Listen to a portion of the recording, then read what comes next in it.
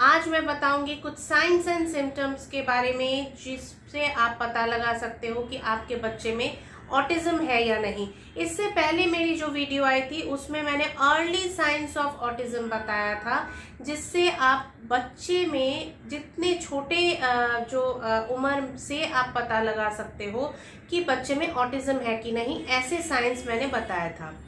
इस वीडियो में मैं बड़े बच्चों के लिए कुछ बताऊंगी, जिससे आपका बच्चा, अगर आपने जो अर्ली साइंस है वो मिस आउट कर दिया है और बच्चा बड़ा हो गया है, तो आप किस तरह से बच्चे को डिटेक्ट कर लोगे।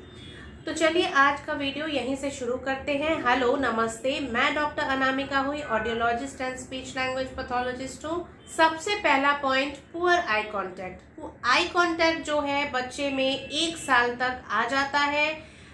तो अगर आपके बच्चे में 18 मंथ्स तक, 18 महीने तक अगर आई कांटेक्ट नहीं बिल्ड हो पाया है, आई फिक्सेशन नहीं बिल्ड हो पाया है, तो आपको सतर्क होने की ज़रूरत है। बच्चे को जब कुछ चाहिए होता है तो वो आपको खींच के लेके जाता है दूसरे रूम में, तो क्या वो आपको रिक्वेस्टिंग मोड करके, आई कांटेक्ट करके मांगता है? क्या वो आपकी तरफ देख के आपको खींच के लेके जाता है? तो अगर नहीं करता है तो ये पुअर आई कांटेक्ट का साइन है। आई कांटेक्ट का मतलब सिर्फ देखना नहीं होता है, ये एक कम्युनिकेशन है, ये एक नॉन वर्बल सोशलाइजेशन स्किल है जो कि इमोशंस समझने में मदद करती है। नेक्स्ट है अनेबल टू पॉइंट, पॉइंटिंग ना करना। अगर बच्चा पुअर आई कांटेक्ट के साथ साथ पॉइंटिंग भी नहीं कर रहा है, बार बार सिखाने के बावजूद पॉइंटिंग नहीं कर रहा है, तो बच्चे में कुछ दिक्कत है। अगर बच्चा खुद पॉइंटिंग नहीं कर रहा है और दूसरों के पॉइंटिंग को भी फॉलो नहीं कर रहा है, जैसे अगर आप बोल रहे हो बच्चे को कि ये देखो गाड़ी जा रही है, तो क्या वो ये उस उंगली को फॉलो कर पा रहा है? क्या उसकी नज़र और उसका अटेंशन गाड़ी की तरफ जा रहा है, वहाँ तक पहुँच पा रहा है उसका अटेंशन? अगर नहीं पहुँच पा रहा तो ये poor eye contact and Poynting skills है। नेक्स्ट पॉइंट आप ध्यान से सुनिएगा, क्योंकि ये डायग्नोस्टिक ऑटिस्टिक फीचर है। रिपीटेटिव मूवमेंट्स करना, मतलब एक ही चीज़, एक ही एक्टिविटी, एक ही तरह का हैंड मूवमेंट, हेड मूवमेंट बार बार करना। जैसे हैंड मूवमेंट इस तरह से, ठीक है, गर्दन को इस तरह से हिलाना, तो और एक ही साइड में एक ही टाइप से जंपिंग करना, एक ही जगह जंप करना विदाउट एनी कंटेक्स्ट, खेलने के टाइम नहीं, जब तब करना, ठीक है। तो ये एक साइन है ऑटिज्म का। अक्सर पेरेंट्स से जब मैं पूछती हूँ कि बच्चा खेलता है सबके साथ, तो पेरेंट्स बोलते हैं हाँ बच्चा खेलता है, बहुत अच्छे से खेलता है, दौड़ता है, खुश होता है। लेकिन क्या वो कंटेक्चुअल है?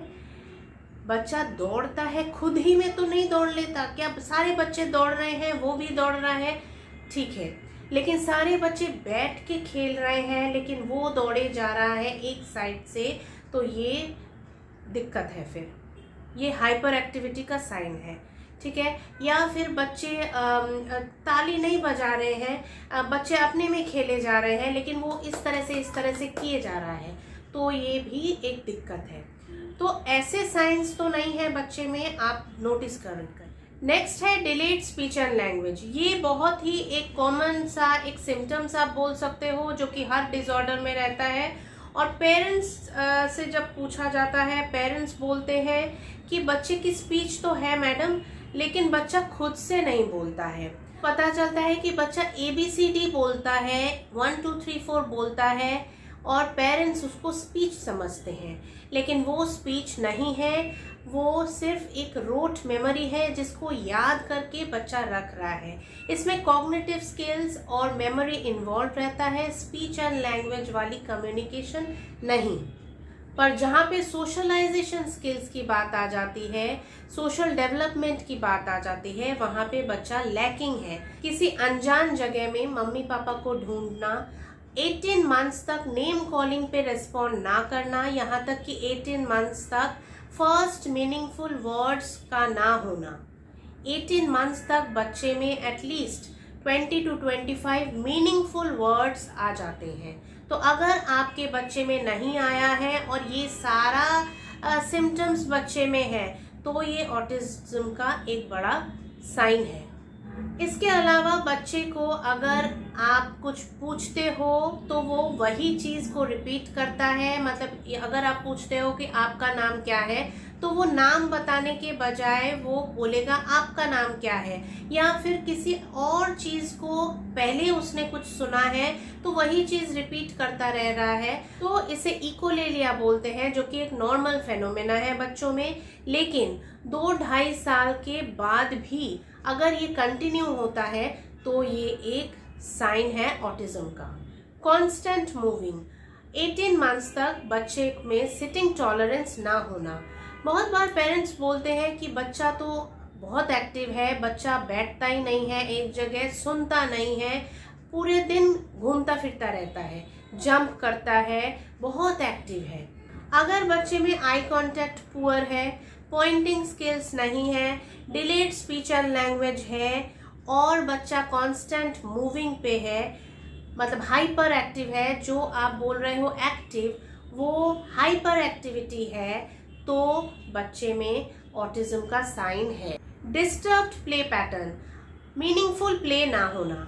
बच्चे का मीनिंगफुल प्ले क्या होता है, जैसे बच्चा सपोज की स्टैकिंग है, स्टैकिंग के रिंग्स को, जो कलरफुल रिंग्स होती हैं, उसको बड़ा हो छोटा हो जैसा भी हो पर वो उसी में डाल रहा है, ठीक है, तो ये मीनिंगफुल प्ले है। अगर बच्चा उसको ऐसा नहीं कर रहा है, उल्टा उसको मुंह में डाल रहा है, फेंक रहा है, उसको तोड़ने की कोशिश कर रहा है, ढक ढक ढक ढक करके खेल रहा है, तो ये मीनिंगफुल प्ले नहीं है। जनरली 18 मंथ्स तक बच्चे का प्रिटेंड प्ले स्टार्ट हो जाता है। जैसे बच्चे शेर बन के डराते हैं, म्याऊं करके डराते हैं, कुत्ता बिल्ली बन के भौ भौ करके हमें डराते हैं या बड़ों को डराते हैं, जो भी है, तो वो चीज़ आ जाती है। जैसे डॉक्टर बनना, मेडिसिन देना, ये सारा जो है प्रिटेंड प्ले में आता है, तो 18 मंथ्स तक ये आ जाती है। अगर बच्चा किसी भी खिलौने का टुकड़ा अपने हाथ में रख के पूरा दिन घूम रहा है, एक ही टाइप का खिलौना, एक ही टाइप से वो खेलना पसंद कर रहा है, मीनिंगफुल नहीं है खेलना बट वो उसी के टाइप से खेल रहा है, एक ही गाड़ी को लेना पसंद कर रहा है और वो इस तरह से घिसे जा रहा है और उसकी तरफ देखे जा रहा है, तो ये ऑटिज्म का साइन है। इसके अलावा मतलब ये ऑटिज्म का साइन है, मतलब आपको ये भी देखना है कि जो पहले मैंने बोला है वो भी इसके साथ रहे। सिर्फ डिस्टर्ब प्ले हो तो ये ऑटिज्म नहीं भी हो सकता है, लेकिन इसके साथ eye contact, pointing, speech language delay होना, रिपीटेटिव मूवमेंट होना, ये सारा कुछ मिला के आपको देखना है ऑटिज्म है या नहीं।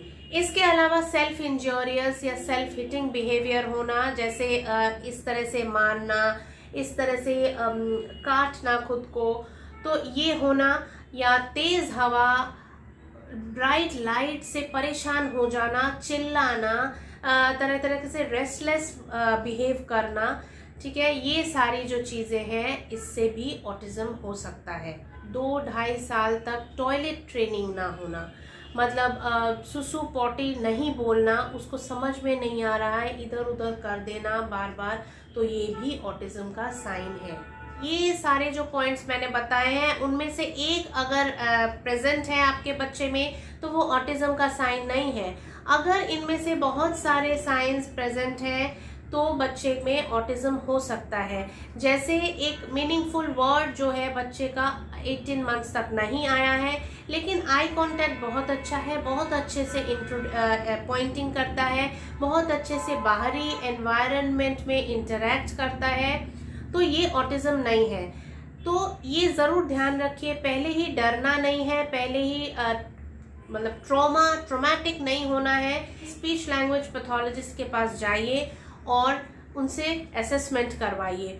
आप लोग असेसमेंट नहीं करवाते हैं एंड उसके बाद इंटरवेंशन भी नहीं करवाते हैं, बच्चा बड़ा होता जाता है, फिर वो इंटरवेंशन से भी काफ़ी दूर चला जाता है। ये समझने की ज़रूरत है कि अर्ली आइडेंटिफिकेशन भी इम्पॉर्टेंट है, अर्ली इंटरवेंशन भी इम्पॉर्टेंट है। आप पूछ रहे हो उसके बाद आपने क्या एक्शन लिया, ये इम्पॉर्टेंट है। तो अगर ये वीडियो आपको यूज़फुल लगे तो प्लीज़ लाइक एंड शेयर ज़रूर कर दीजिए, क्योंकि आपका एक एक्शन किसी बच्चे के डेवलपमेंट में फ़र्क ला सकता है। आप लोग शेयर नहीं करते हो, प्लीज़ वीडियोस को शेयर कीजिए, ताकि मेरे जो ये हार्ड वर्क है, मेरा जो ये मोटिवेशन बनता है आप लोगों से बात करके, आप लोगों के कमेंट्स पढ़ के, ये ज़्यादा बढ़े और मैं और अच्छे कंटेंट्स आपको दे सकूं। चलिए आज के लिए इतना ही। मेरा चैनल सब्सक्राइब करना ना भूलें, अगर आपने कर दिया है तो थैंक यू, और अगर आपने अभी तक नहीं किया है तो प्लीज़ सब्सक्राइब कर दीजिए। Thank you for watching.